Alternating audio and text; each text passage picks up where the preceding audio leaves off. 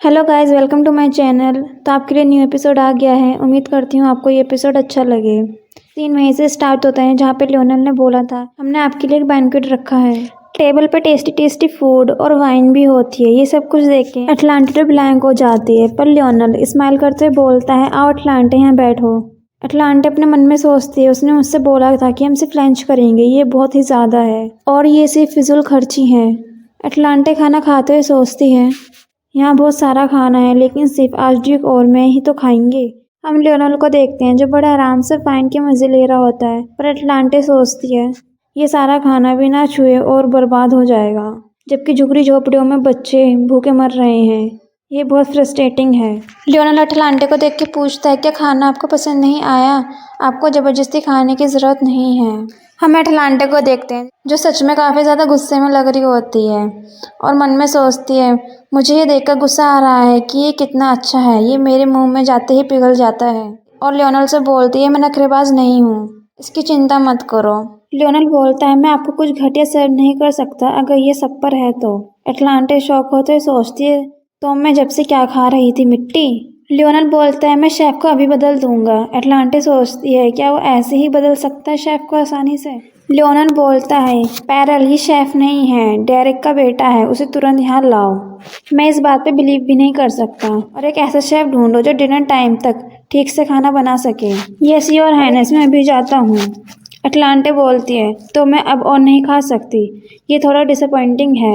ओह मेरे पास एक आइडिया है, जरा रुको। ये सुन के लियोनल और पैरल अटलांटे की तरफ देखते हैं। अटलांटे बोलती हैं चलो हम एक तीर से दो निशाने लगाते हैं, शेफ को मेरे पास भेजो। क्या मैं पूछ सकता हूँ क्यों? अटलांटे खतरनाक लुक देते हुए कहती है मैं उसे सजा देना चाहती हूँ मुझे ये खाना सर्व करने के लिए। और मन में सोचती है मैं लव एलेक्सर की ताकत का परीक्षण भी कर सकती हूँ और उस बेचारे शेफ को भी बचा सकती हूँ। हमें व्यांग स्टेट के बारे में बताया जाता है। उत्तरी छोर पर स्थित व्यांग स्टेट में बहुत ही संक्षिप्त गर्मियों को छोड़कर पूरे वर्ष ठंड रहती है। साम्राज्य की अभिजात वर्ग को हमेशा आश्चर्य होता है इतने बंजर भूमि में इतनी विशाल राजधानी कैसे उत्पन्न हुई। कुछ ने कहा कि उन्हें डेमोनिक बीस्ट को मारने के लिए अन्य देशों द्वारा अच्छे भुगतान दिए गए थे, और कुछ का मानना था कि उन्होंने कम सम्मानजनक तरीकों का इस्तेमाल किया और साम्राज्य को लूटने के लिए हमलावरों को भेजा। जो भी हो ये कहने की जरूरत नहीं है कि व्यांग का आर्चड्यूक अंडरवर्ल्ड में शामिल था। इसके अलावा जैसे जैसे लियोनल का क्रूर स्वभाव अधिक रूप से जाने लगा और लोगों ने उन अटकलों को पकड़ा, सभी ने उन्हें विलन का किताब दे दिया। व्यांग विला के सभी सर्वेंट्स इन अफवाहों के बारे में जानते थे, लेकिन क्योंकि उनके मालिक ने पहले कभी उन्हें अपना चेहरा नहीं दिखाया था इसलिए उन्हें डरने की कोई ज़रूरत नहीं थी। अब हालांकि हम शेफ को देखते हैं जो कि डर के मारे कपकपा रहा होता है और जाते हुए बोलता है सभी से मैं अभी वापस आता हूँ। शेफ के जाने के बाद वहाँ का माहौल काफ़ी अजीब हो जाता है। सभी आपस में बात करते हुए बोलते हैं आखिर शेफ ने क्या गलती करी थी? क्या ये ज़्यादा नमकीन था? मैंने भोजन को यथासंभव हल्का बनाया क्योंकि मैंने सुना था कि उन्हें यह पसंद है। शायद उसे प्लेटिंग पसंद नहीं आई। खैर मुझे उम्मीद है कि शेफ़ पर बहुत सख्त नहीं होंगे। शायद खाना बहुत अच्छा था। मैं शेफ़ को अपनी बधाई देना चाहते थे। हाँ ठीक है, क्या ये व्यांग के आर्चड्यूक की तरह लगते हैं? क्या हमें एक झलक देखना चाहिए? क्या बिल्कुल भी नहीं, अगर हमने उसे और गुस्सा दिला दिया तो। लेकिन आप एमी को जानते हैं, वह सही कहती है। वही बेडरूम साफ करती है। मैंने उससे सुना है कि आर्चड्यूक ने आदेश दिया है कि अतिथि कक्ष त्याग किया जाए। अतिथि कक्ष से आपका मतलब दूसरे मंजिल का सबसे बड़ा दूसरा कमरा? हाँ, यह अजीब नहीं है कि वह अकेले आए, लेकिन अतिथि कक्ष को साफ रखने का आदेश दिया। शाही परिचारक भी उस कमरे में नहीं सोते हैं। अब जब आपने इसका उल्लेख किया है कि तो हमने 2 लोगों के लिए टेबल लगाई है। खैर मैंने अतिथि कक्ष साफ करने में उनकी मदद की। और ये देखिए, क्या ये बाल है? मुझे लगता है कि आर्चड्यूक अपने साथ एक महिला को लाए थे, इसलिए उनके द्वारा साथी की तलाश की अफवाहें सच थी। मैंने सुना है कि काउंट सेरा की बेटी के बाल लाल हैं। एक बात तो पक्की है कि वह आर्चड्यूक की तुलना सूर्य देवता से यूं ही नहीं करते। मुझे नहीं पता कि यह महिला कौन है, लेकिन मुझे थोड़ी सी जलन हो रही है। सीन शिफ्ट होता है। हम अटलांटे को देखते हैं जो काफ़ी डरावनी स्माइल देती हुई बैठी होती है। हम देखते हैं कि उसके सामने शेफ बैठा होता है। शेफ सोचता है वह कितनी अद्भुत है। नहीं रुको, आखिर मैं क्या सोच रहा हूँ, मुझे ये सब नहीं सोचना चाहिए। लियोनल अटलांटे से बोलता है मुझे यहाँ तुम्हारे साथ होना चाहिए, है ना? और शेफ को घूरते हुए बोलता है, मैं तुम्हें उस आदमी के साथ अकेला नहीं छोड़ना चाहता। एटलांटे बोलती है कि तुमने मुझसे प्रॉमिस करा था कि अगर तुम मुझे शेफ से बात करने दोगे तो मैं तुम्हारे साथ बाद में टाइम बिताऊंगी। लियोनल खुश होते हुए बोलता है, मुझे तुम गलत मत समझो, मैं अपना वादा निभाता हूँ। ऐसे नहीं है कि मैं ये अक्सर करता हूँ, लेकिन मैं उन सभी को मार सकता हूँ। एटलांटे शौक होते हुए सोचती है, मुझे नहीं पता था कि मैं इस तरह की चीज़ों का भी वादा करूंगी या नहीं। एटलांटे और लियोनल इसी तरह से आपस में बातें कर रहे होते हैं। लियोनल बोलता है, क्या तुम मुझ पर ट्रस्ट करती हो?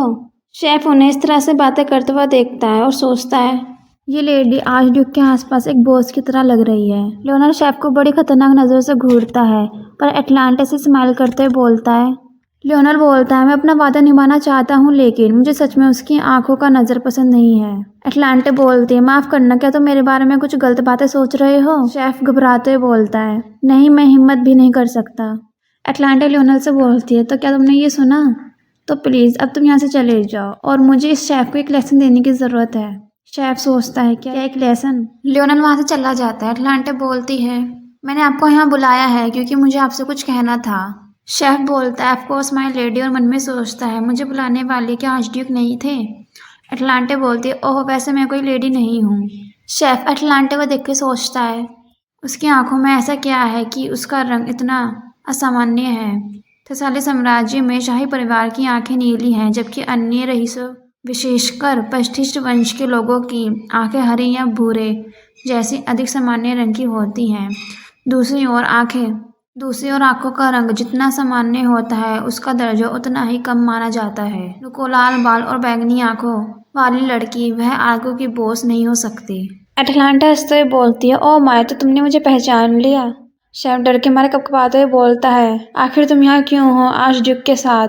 एटलांटे खड़े होकर बोलती है, ओ डियर प्लीज तुम केयरफुल रहो, और ड्रामे लुक के साथ बोलती है, इतना कांप रहे हो कि मुझे ऐसा लग रहा है कि मैं एक विलन हूँ। शेफ डरते हुए सोचता है, मुस्कुराहट उसे और भी डरावना बना देती है। वह निश्चित रूप से एक महान शिकारी है।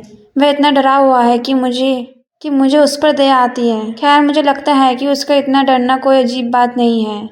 सम्राट द्वारा वांछित अपराधी से मिलना ही काफ़ी चौंकाने वाला है। आर्चड्यूक के साथ उस अपराधी को देखना और भी आश्चर्यजनक है, लेकिन मुझे किसी ऐसे व्यक्ति को डराने की कोई भी खुशी नहीं मिलती जिन्हें मुझे कोई नुकसान नहीं पहुंचाना, भले ही वे एक महान व्यक्ति हो। एटलांटे उसके पास प्यार से बैठती है और पूछती है, आपका नाम रुबेल है ना? क्या मैं सही हूँ? और मैं लियोनल ब्लैंक जैसी नहीं हूँ। और क्या आपको पता नहीं है कि आज सुबह आपके परोसे गए भोजन से मैं कितनी हैरान थी? क्या आपने सच में महामहिम के साथ मेरा खाना खाया? एटलांटे शेफ को घूरते हुए बोलती है, क्या आपने मेरा खाना खाया? मुझे नहीं लगता कि आप मुझसे इस तरह की बात कर सकते हैं। शेफ घबराते हुए दोबारा से पूछता है, क्या आपने शायद आर्चड्यूक के साथ भोजन किया था? माय लेडी, ऐसा कैसे हो सकता है? एटलांटे स्माइल करते हुए बोलती है, हाँ, क्या ये ऑब्वियस नहीं है? जैसा कि आपने अभी देखा कि आर्चड्यूक मुझसे काफ़ी प्यार करते हैं। मैं ही वो हूँ जिसने आपको यहाँ बुलाया है। रुबेल, आज का भोजन इतना चौंकाने वाला था कि मुझे आर्चड्यूक से एक एहसान मांगना पड़ा। अब चलिए आपके खाने बनाने के मुद्दे पर वापस आते हैं। शेफ घबराते सोचता है, क्या मुझे सिर्फ उनकी राय के कारण रसोई से बैन कर दिया जाएगा? हम देखते हैं शेफ जो बेचारा ट्रम्बल कर रहा होता है डर के मारे, और एटलांटे को एक शिकारी समझ रहा होता है और सोचता है, अगर मुझे केवल बाहर निकाल दिया जाता है तो मैं भाग्यशाली हूँगा, और वह मुझे उनके टेस्ट को ख़राब करने के लिए मार भी सकती हैं। सीन शिफ्ट होता है। हम देखते हैं पैरल और शेफ खड़े होते हैं। शेफ कहता है, उन्होंने सिर्फ मेरे खाने पकाने की आलोचना नहीं की, बल्कि उन्होंने मेरे व्यक्तित्व का अपमान भी किया। पैरल ये सुन के शौक होता है और सोचता है, सभी भोजन एक बार पच जाने के बाद एक जैसे होते हैं। वह सिर्फ इसलिए ऐसे बातें कैसे कह सकती है क्योंकि उसे स्वाद पसंद नहीं आया, और उसने 60 अलग अलग शिकायतें की, सभी पूरी तरह से गलत थी। शेफ रोते हुए कहता है, यह सब सहने के बाद मैंने खाना बनाना छोड़ने का फैसला किया है। अपने परिवार का नाम को बदनाम करने के जोखिम पर मैं अपनी पाक परंपरा को समाप्त करने वाला व्यक्ति बनूंगा। कृपया मुझे रोकने की कोशिश मत करना। ये सारी बातें लियोनल भी सुन रहा होता है बैठकर। लियोनल के बराबर में पैरल खड़े होता है और सोचता है, इसके बाद और हायना निश्चित रूप से उन्हें अलग तरह से देखेंगे। आप बस नौकरों से इस तरह से बात नहीं कर सकते हैं, यहाँ तक कि एक विला में भी। यह अपने स्वामी का अपमान करने के समान है। ये सारी बातें पैरल सोच रहा होता है और स्माइल करते हुए सोचता है भले ही उसकी भावनाएं तुरंत ना बदले, लेकिन इससे उसके प्रति उसकी स्नेह को थोड़ा ठेस पहुंचा होगा। शेफ फिर से रोते हुए कहता है, लेकिन वह क्रूर महिला मुझे खाना बनाना भी नहीं छोड़ने देगी। लियोनल और पैरल शौक होते हुए शेफ को देखते हैं। लियोनल पूछता है, आपका क्या मतलब है? मैं छोड़ना चाहता हूँ, लेकिन वह विलन लेडी मुझे नहीं छोड़ने देगी। उसने कहा है कि वह मुझे जीवन भर काबू में रखेगी। शेफ बच्चों की तरह रोते हुए बोलता है, और मेरी घटिया खाना पकाने की कौशल को ठीक करेगी, और यह उसका आखिरी काम है। पैरल परेशान होते हुए कहता है, योर हाइनेस, ये रेडिकुलस है, और गुस्से में मुट्ठी बनाते हुए सोचता है मुझे उस तुच्छ महिला को व्यांग की आर्चडचीज बनने से हर कीमत पर रोकना होगा।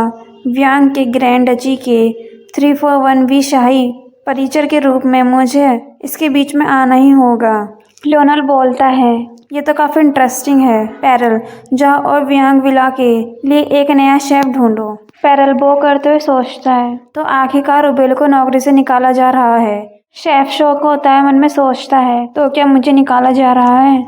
और मैं एक बेवकूफ़ था जो मैंने उसकी बातों पे विश्वास करा।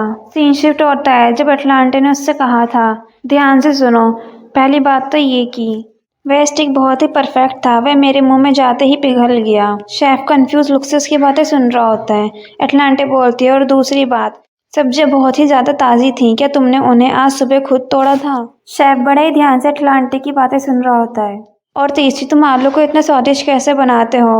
और वह सिर्फ आलू लग ही नहीं रहे थे। ऐसे अनोखा स्वाद बनाने के लिए साधारण सामग्री का उपयोग करना धोखा माना जाता है। शेफ कपकपाते हुए बोलता है, तुम, और खुशी से बोलता है, तुम पहला पर्सन हो जिसने मुझे इतना ईमानदारी और विस्तार से बताया है मेरे खाने पकाने पर।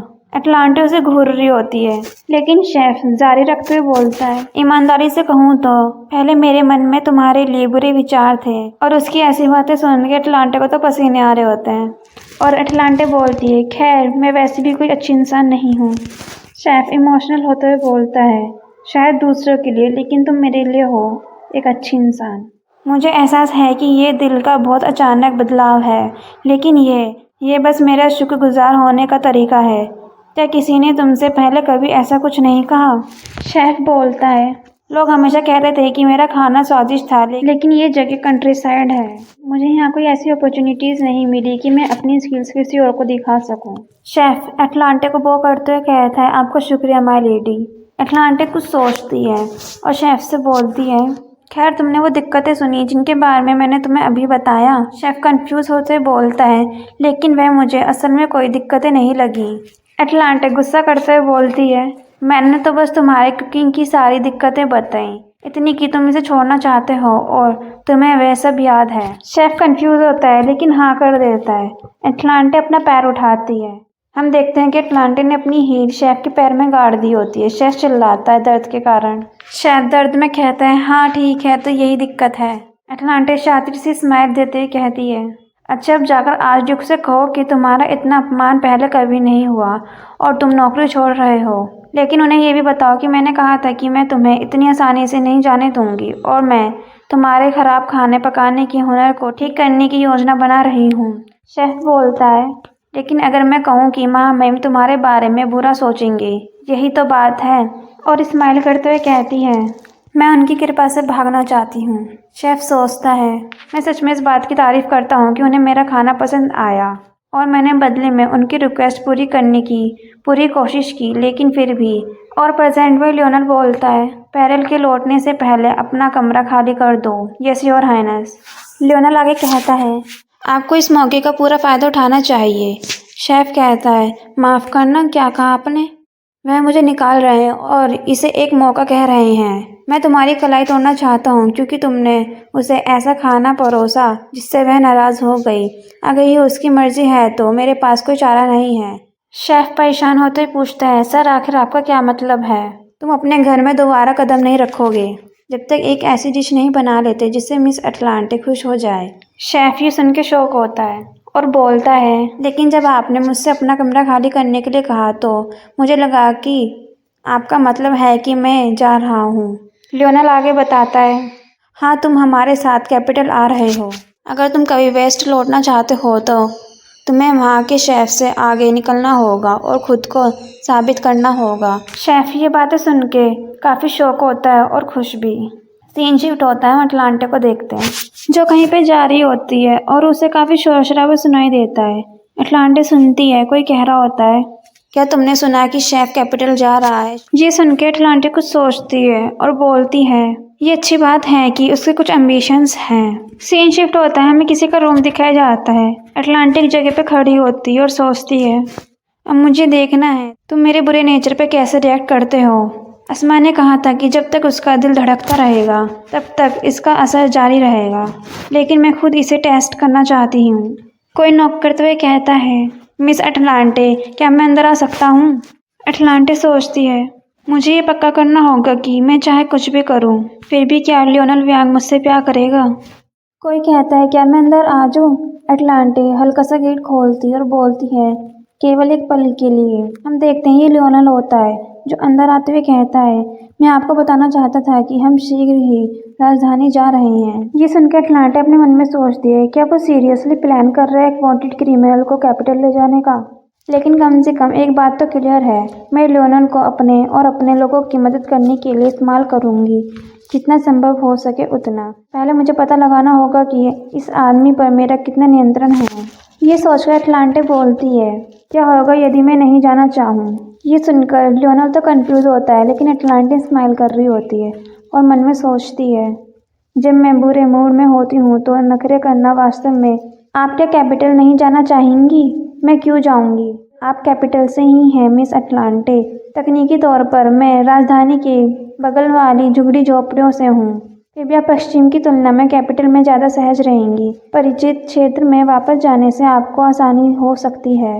अटलांटे गुस्सा करते हुए बोलती है, आप भूले नहीं हैं है ना कि मैं यहाँ तक क्यों आई हूँ? लेकिन लियोनल स्माइल करते हुए कहता है, बिल्कुल नहीं, सम्राट आपका शिकार कर रहे हैं। अटलांटे ये सुन के आहें भरती और बोलती हैं, और जैसे कि आप जानते हैं कि कैपिटल में काफ़ी कड़ी सुरक्षा है। मैंने सुना है कि मेरी वांटेड पोस्टर व्यवहारिक रूप से सड़कों पर चिपके हुए हैं। लियोनल बोलता है, आपको चिंता करने की कोई ज़रूरत नहीं है, मेरा विश्वास कीजिए। अगर आप मेरे साथ कैपिटल आएंगी तो आप उन वांटेड पोस्टर के ठीक सामने से गुजर सकेंगे। ये सुन के अटलांटे शॉक होती है।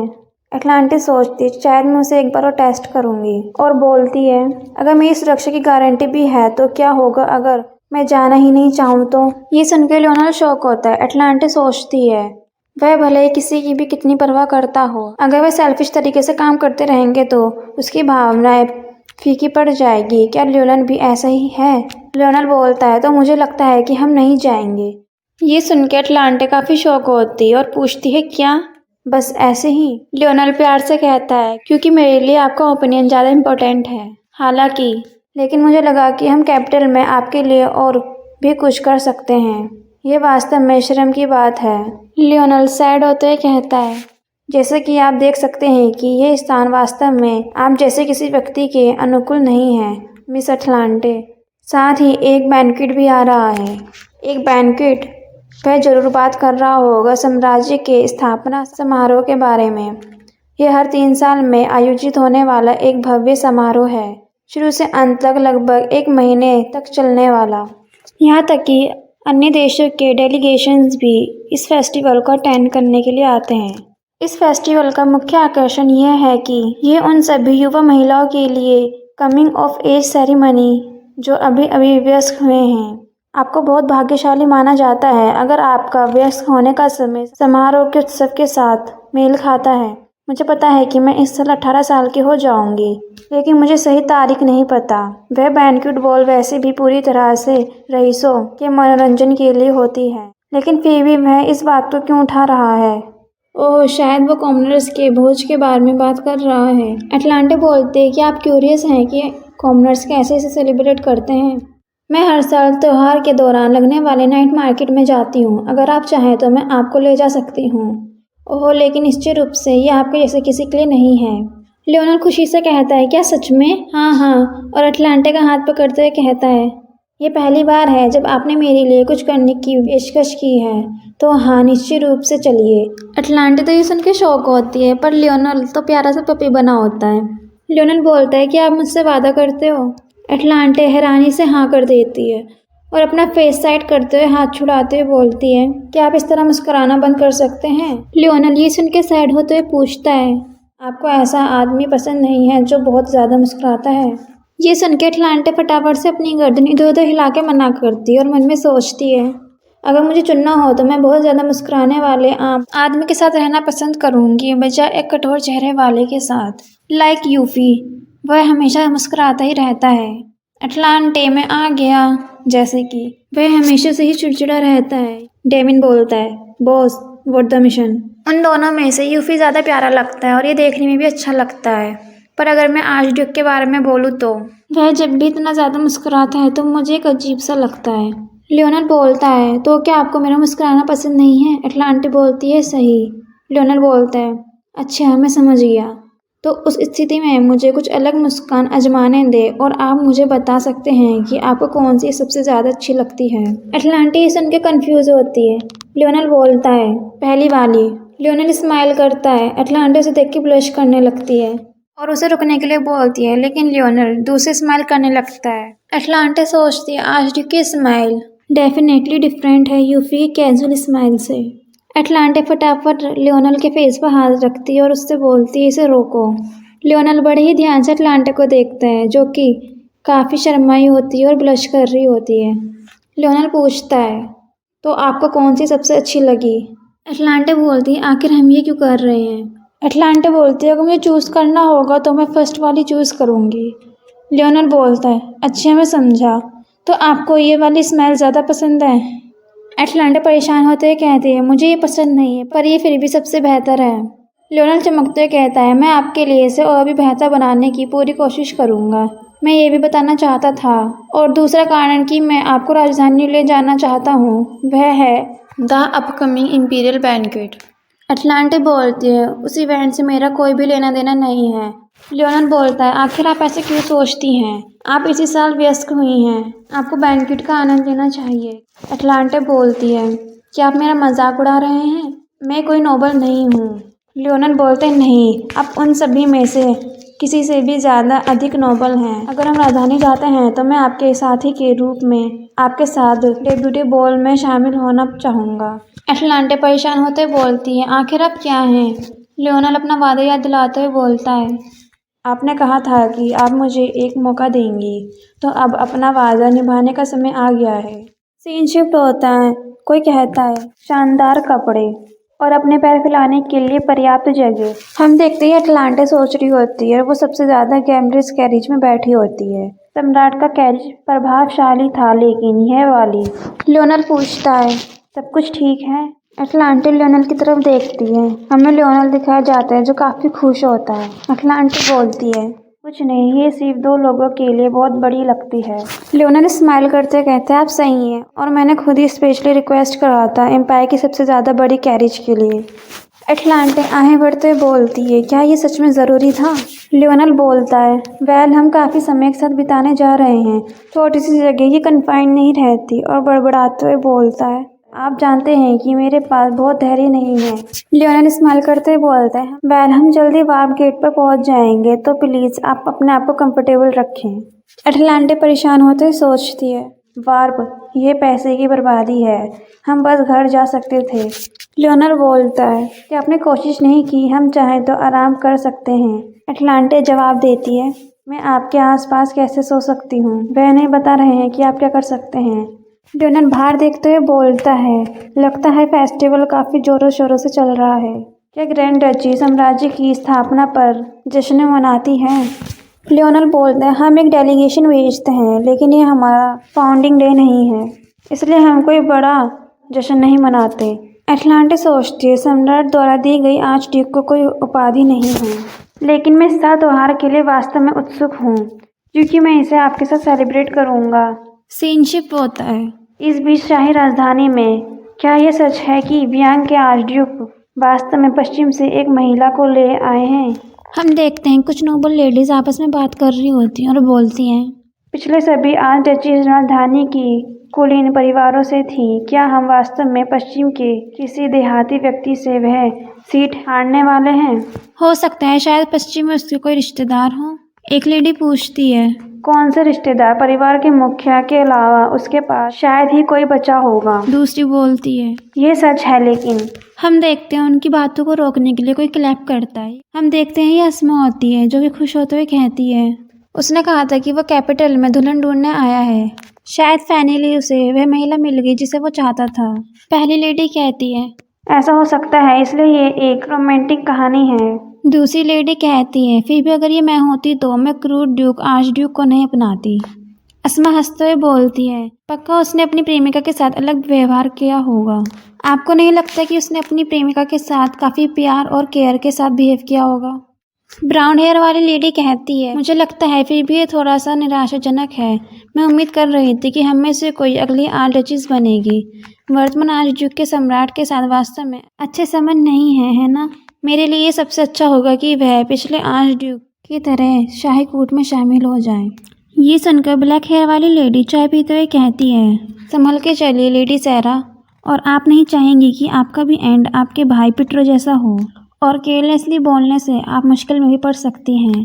इससे हमें पता चलता है कि ये ब्राउन हेयर वाली लेडी और कोई नहीं पिट्रो की बहन होती है।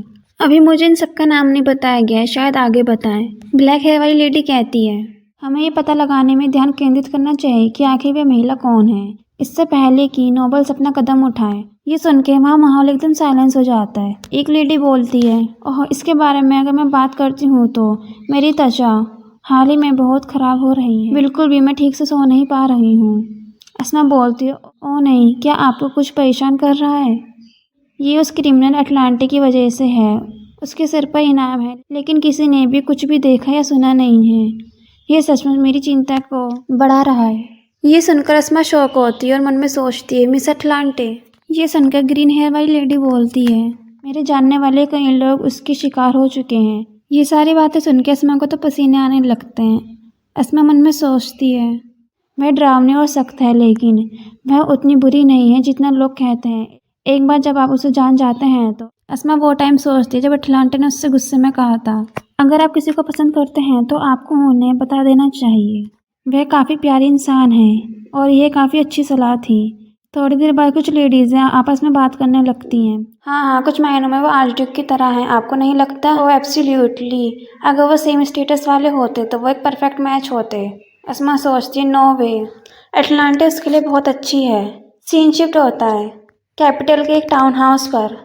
बैंग बैंग ठोकने पीटने जैसी आवाज़ें आ रही होती है। हम देखते हैं ये पैरल होता है जिसकी बहुत ही ज़्यादा बुरी हालत हो रही होती है और दरवाजे पीटते बोलता है, प्लीज़ प्लीज़ मिस अटलांटे बाहर आ जाइए प्लीज़।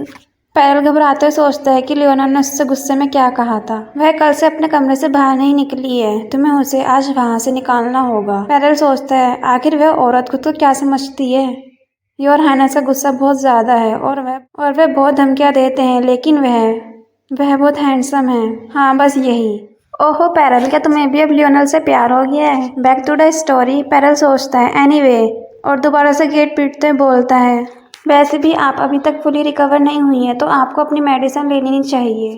अटलांटे बाहर आती है और उसे घूरते हुए बोलती है, तुम्हें पता है मुझे लगभग यकीन हो गया है कि तुम सच में मेरे बारे में परेशान हो। पैरल नकली हंसी हंसते हुए बोलता है, मुझे समझ नहीं आ रहा कि आपका क्या मतलब है, लेकिन मुझे सच में आपकी भलाई की परवाह है मिस अटलांटे। अटलांटे पैरल को देखते हुए बोलती है, ओह मुझे बेवकूफ़ मत समझो, मैं बता सकती हूँ कि कौन मुझे पसंद करता है और कौन नहीं। मैं सच में ये दिखावा बर्दाश्त नहीं कर सकती। ठीक है, अगर आपको ये पसंद नहीं है तो मैं बिल्कुल सीधी बात करूँगा। मुझे नहीं पता कि आप योर हाइनेस की तरफ क्यों रुके हुए हैं, लेकिन ये सारा दिन तक नहीं चलेगा और आप जल्दी वहाँ पर वापस पहुँच जाएंगी जहाँ पर आपको सच में होना चाहिए। अटलांटिक तीखी सी स्माइल देते हुए कहती है, वैली इतना मीठा नहीं है, लेकिन अभी के लिए तुम मुझे अकेला क्यों नहीं छोड़ देते और तुम अपने नॉलेज को सेफ रख सकते हो। और रही बात इसकी, तो जब समय आएगा तो मैं यहाँ से चली जाऊँगी। पैरल बोलता है, आखिर मैं तुम्हारी बात पे भरोसा क्यों करूँ? अटलांटे चिल्लाते हुए बोलती है, मुझे तुम्हारे मास्टर पर कोई इंटरेस्ट नहीं है, और रही बात मेरे आर्चडक्स बनने की, तो वह वो चीज़ है जिसकी मैं सबसे ज़्यादा कम परवाह करती हूँ। अटलांटे अपने ऊपर उंगली करते हुए बोलती है, जब मेरा टाइम आएगा तो मैं वहीं चली जाऊँगी जहाँ से मैं बिलोंग करती हूँ। पैरल और अटलांटे एक दूसरे को ऐसे ही घूरते रहते हैं। पैरल बोलता है, तुम आखिरकार मुझे ये सब क्यों बता रही हो? तुम जानती हो कि मैं तुम्हें पसंद नहीं करता और मैं तुम्हें यहाँ से भेजना चाहता हूँ। पैरल ये कहता है, कुछ देखता है और मन में सोचता है, हाँ हम देखते हैं पैरल ने जो देखा होता है वो और कुछ नहीं, अटलांटिक की चोट होती है जिसमें से खून निकल रहा होता है और मन में सोचता है क्या ये ब्लड है, क्या उसका घाव फिर से ओपन हो गया है। डॉक्टर ने इसे सीलते समय बहुत सावधानी बरती थी और तुमने। पैरल परेशान होते हुए बोलता है ठीक है, हम दोनों एक ही लक्ष्य की ओर काम कर रहे हैं। अभी के लिए कृपया बस मास्टर के साथ रात का भोजन कर लो। अटलांटिक चिढ़ते हुए बोलती है क्या नहीं, मुझे भूख नहीं है, और उस घाव को डॉक्टर से इलाज करवा लो। और अगर आप ऐसा नहीं करेंगे तो आज भी बहुत गुस्सा हो जाएंगे। अटलांटिक अपनी चोट को देखती है और हैरान होते हुए सोचती है हाँ, कोई हैरानी की बात नहीं है, ये दिखेगा। हम पैरल को देखते हैं जो शांति से स्माइल करते हुए बोलता है अगर आप मेरा इस्तेमाल करना चाहते हैं तो ये अच्छा होगा कि दोनों तरफ से फेयर रहे और आप भी मेरी मदद कीजिए। अटलांटिक ना चाहते हुए भी हाँ कर देती है। सीन शिफ्ट होता है लियोनल की तरफ जो काफी स्माइल के साथ और चमक धमक के साथ बैठा होता है और सोचता है मिस अटलांटिक आज रात मेरे साथ डिनर पर आएंगी, ठीक है। सीन शिफ्ट होता है, हम देखते हैं लियोनल को अपने वर्क प्लेस में बैठा होता है। पैरल कहता है मैं रुबेल को लेकर आ गई योर हाइनेस।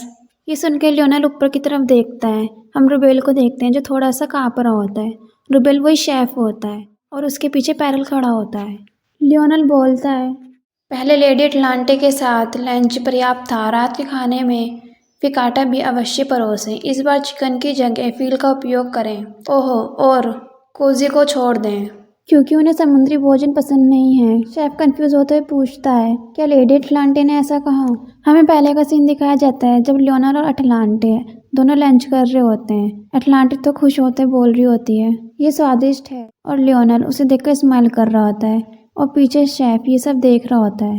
शेफ सोचता है जब मैं पहले रुका था ऐसा लग रहा था कि वह इसका आनंद ले रही थी। लियोनल बोलता है नहीं, उन्हें फिकाटा पसंद आया लेकिन क्यूजी नहीं। शेफ पूछता है आपको कैसे पता। लियोनल बोलता है आप बहुत सारे प्रश्न पूछते हैं। और लियोनल गुस्से में बोलता है मैंने उनके द्वारा खाए गए निवालों की संख्या गिनी। शेफ डरते हुए माफ़ी मांगता है और मन में सोचता है आज भी उस महिला पर पूरी तरह से मोहित है। लियोनल आगे बोलता है वह इतनी विचारशील है कि अगर उन्हें कुछ पसंद नहीं है तो वह इसे नहीं दिखाती हैं, इसलिए आपको अधिक चौकन्ना रहना होगा। शेफ बो करते हुए कहता है यस योर हाइनेस। ये कहकर शेफ वहाँ से चला जाता है। कमरे में सिर्फ लियोनल और पैरल बचते हैं। पैरल बोलता है योर हाइनेस कि आप सचमुच हर निमंत्रण पत्र को अस्वीकार करने जा रहे हैं। मुझे माफ़ करें यदि मैं आगे बढ़ रहा हूँ, लेकिन शायद अब आपको एक साइड चुनने का समय आ गया है। आप सम्राट का पक्ष लेंगे या नोबल्स का। ऐतिहासिक रूप से आर्चड्यूक शाही परिवार के साथ फ्रेंडली रहे हैं। आर्चड्यूक लियोनल का साम्राज्यवादी काउंट सारा के साथ व्यवहार रहा है, लेकिन उसने सम्राट के प्रति अपनी नापसंदगी छिपाने की कोई प्रयास नहीं किया, इसलिए कोई भी उसे शाही समारोह का हिस्सा नहीं मानता और फिर भी कोई भी उसे नोबल्स के पक्ष में नहीं मानता।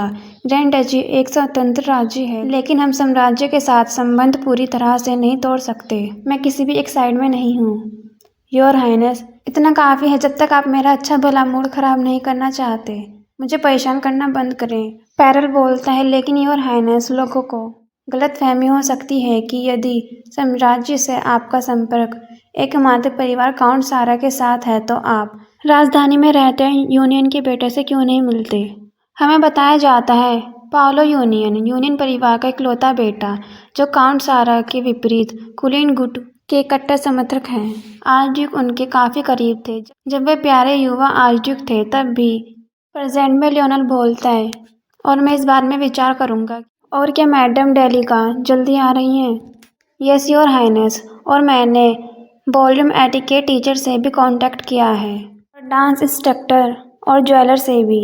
मैंने इन सभी को यहाँ बुलाया है। लियोनल बोलता है आज नहीं, अकेले ड्रेस की फिटिंग काफ़ी थका देने वाली है। सीन शिफ्ट होता है अटलांटिक की तरफ। हम अटलांटिक को देखते हैं जिसने हाथ में वही आर्टिफैक्ट ले रखा होता है जो यूफी ने उसे रोते हुए पकड़ाया था। अटलांटिक सोचती है इस आर्टिफैक्ट ने अभी भी कुछ नहीं किया है। जब मैंने कॉल करने की कोशिश की कोई प्रतिक्रिया नहीं मिली। क्या ये काम भी करता है? मुझे पूछना चाहिए था कि इसका उपयोग कैसे किया जाता है, लेकिन फिर भी मुझे यकीन है कि जब तक डेविडेंट पोल ख़त्म नहीं हो जाता आप मेरी बात मानते रहेंगे। मुझे पता चल गया है कि पैरल वास्तव में मेरे बारे में क्या सोचता है और मैंने अपने फ़ायदे के लिए आर्चड्यूक का उपयोग करने का फैसला किया है। हम साइड में पैरल को देखते हैं जो कह रहा होता है कि मैं आपको पसंद नहीं करता। मुझे एक बात समझ नहीं आई कि आखिर क्यों वो मेरी डेब्यूटेंट ड्रेस के लिए एक डिज़ाइनर को बुलाना चाहता है। आशिक ने कहा था कि मैं पहचाने जाने की चिंता ना करूं, लेकिन मैं इस बारे में बिल्कुल भी श्योर नहीं हूं। कोई कहता है डैडी अटलांटे डिज़ाइनर आ गई है। ये सुनकर अटलांटे बैठ जाती है और मन में सोचती है, यहाँ तक कि अगर रूमर्स भी फैल जाएं कि लियोनल की जो वुमन है वो एक वांटेड क्रिमिनल है, कोई भी आर्चड्यूक को मेंशन करने की कोशिश नहीं करेगा। और अगर मैं सच बताऊं तो मैं बहुत ही ज़्यादा एक्साइटेड हूँ न्यू क्लॉथ्स के लिए। सीन शिफ्ट होता है, कोई बोलता है आपसे मिलकर मुझे खुशी हुई। ये मेरी खुशनसीबी है योर हाइनेस। मेरा नाम जियाना डेलिक है और मैं डेलिक बुटीक से हूँ। आप मुझे मैडम डेलिका कह सकते हैं। तो गाइस अब से मैं इसे डेलिका ही कहूँगी क्योंकि इसका सरनेम डेलिका ही है। डेलिका अपना सिर ऊपर करती है और सामने देखकर हैरान हो जाती है, सोचती है हाँ मैंने सोचा था कि आर्चड्यूक अकेले होंगे। मैंने सोचा नहीं था कि उनके साथ कोई और भी होगा। ये ज़रूर उनकी पश्चिम में से चुनी गई मंगेतर होगी। मैंने इसके बारे में सुना था। कृपया बैठ जाएं, धन्यवाद। जैसे कि आप जानते हैं कि मैंने आज आपको यहाँ बुलाया है कुछ कपड़े ऑर्डर करने के लिए। मैंने मान लिया था कि आपके लिए होगा योर हाइनेस, लेकिन क्या आप अपने साथी के लिए भी कुछ ऑर्डर करेंगे? और ये कह के डेलिका अटलांटे को घूर रही होती है। डेलिका अटलांटे को घूरते हुए गुस्से में सोचती है, लाल बाल, पश्चिम में लाल बाल बहुत आम है। उसने कुछ कपड़े और आभूषण पहने हैं, लेकिन जहाँ तक मुझे पता है पश्चिम में लाल बाल वाला कोई भी कुलीन परिवार नहीं है। लेकिन भले मैं बालों को अनदेखा कर दूं, उसकी आंखें एक आम आदमी की तरह है। ज़रा रुको, अगर मैं इसके बारे में सोचूं तो एक टीनेज गर्ल जिसकी रेड हेयर है और वॉयलेट आइज़ हैं। डेलिका याद करते हुए सोचती है, ये मेरी जुबान पर है, बस मुझे थोड़ा और याद करना है। सीन शिफ्ट होता है, हम देखते हैं डेलिका के मेंशन में आने से कुछ देर पहले ज़मीन पे हमें बहुत सारे पोस्टर्स दिखाए जाते हैं। डेलिका सोचती है, आखिर यहाँ इतने सारे वांटेड पोस्टर क्यों हैं? ये सही है, मैंने उसे देखा आज सुबह उसी वांटेड पोस्टर पर। डेलिका बोलती है अटलांटे। ये कह के डेलिका रियलाइज करती है कि आखिर उसने क्या कह दिया। ऑर्डर के मारे अपना मुंह बंद करते हुए बोलती है, मेरा ऐसा कोई भी इरादा नहीं था कि मैं इस विलेनेस का नाम योर हाइनेस के गेस्ट के सामने लूँ। ये सुन के अटलांटे हंसने लगती है और इतना हंसती है कि लियोनल के पीठ पे स्लैप करने लगती है। अटलांटे को इतना हंसता हुआ देख डेलिका मन में सोचती है, आखिर इसमें हंसने वाली कौन सी बात थी जो उसे इतनी हंसी आ रही है, और वह बिना मुंह को ढके इतनी बेशर्मी से कैसे हंस सकती है। देखो वह खुद को भूल गई है। अटलांटे होश में आती है और उसे रियलाइज़ होता है कि वो लियोनल के पीठ पे स्लैप कर रही थी। ओह सॉरी, मुझे माफ़ करना, दरअसल मैं अपने होश में नहीं थी और इसके लिए सॉरी। लियोनल तो खुश होते बोलता है, मुझे तो ये बहुत पसंद आया, अगर आप चाहें तो मुझे और भी मार सकती हैं। अटलांटे अजीब सा फेस बनाते बोलती है, क्या तुम परवट हो? और साइड में डेलिका इन्हें इस तरह से बातें करता देख गुस्से में बड़बड़ाने लगती है और खड़े होकर चिल्लाते हुए बोलती है, ओह माय, क्या मजाक है। ये नोबल का कोई सही तरीका नहीं है कि वो इस तरह से व्यवहार करे। अटलांटे तो ये सुनकर बस एक लंबी सी सांस छोड़ती है। डेलिका शौक होती है आखिर उसने ये क्या कर दिया। अटलांटे फुल एटीट्यूड में अपने पैर पर पैर रखती है और बोलती है, तो आखिर मैं क्या करूं? और हाँ, मैं कोई नोबल नहीं हूँ। डेलिका ये सुन के शौक होती है और बोलती है, क्या? अगर आप नोबल नहीं हैं तो आप आर्चड्यूक के साथ कैसे हो सकती हैं? अटलांटे बोलती है, यू आर राइट। डेलिका बोलती है, माफ़ करना। अटलांटे खड़ी होती है और डेलिका के करीब जाते हुए बोलती है, आप सही थी, मेरा नाम अटलांटे है। ये सुनकर तो डेलिका ब्लैंक हो जाती है और बोलती है, अटलांटे। डेलिका गुस्से में चिल्लाने लगती है। लियोनल उसे देखकर बोलता है, इसे कोई पकड़ो। कुछ गार्ड्स आते हैं और डेलिका को पकड़ लेते हैं। डेलिका चिल्लाने लगती है पर लियोनल और अटलांटे आराम से बैठे होते हैं। लियोनल बोलता है, आपको डिसमिस किए जाने से पहले आप जाने की कोशिश कर रही हैं? ये तो आपकी तरफ से बिल्कुल भी पोलाइट नहीं है। गाइस मैं आपको पहले ही बता दूं, जो डेलिका है वो गुस्से में यहाँ से जाने की कोशिश कर रही थी बिना लियोनल के इजाज़त के। इसलिए लियोनल ने गार्ड्स को बुलाकर उसे एक जगह पकड़ने के लिए कहा। डेलिका चिल्लाते हुए कहती है, लेकिन वो लेडी एक वांटेड क्रिमिनल है, हमें तत्काल गार्ड को उसकी सूचना देनी चाहिए योर हाइनेस। वह नोबल्स का शिकार करने के लिए बदनाम है। लियोनल परेशान होता है अपने सिर पे हाथ रखता है और बोलता है, इस सब शोर की वजह से मेरे सिर में अब दर्द होने लगा है। क्या आप अपना मुंह बंद करके मेरी बात सुनना चाहेंगी? ये सुन के डेलिका फटाफट अपने हाथों से अपना मुंह कवर कर लेती है और साइड में देखते हैं कि गार्ड ने एक हैंकी ले रखा होता है, जो देख के वो घबरा जाती है। लियोनल बोलता है, अच्छी बात है कि आप आसानी से समझ गई। ये सुन के डेलिका डर के मारे कपकपाने लगती और मन में सोचती है, ये कौन सी जगह है? मुझे ऐसा लग रहा है कि मैं किसी विलन्स के लेयर में आ गई हूँ।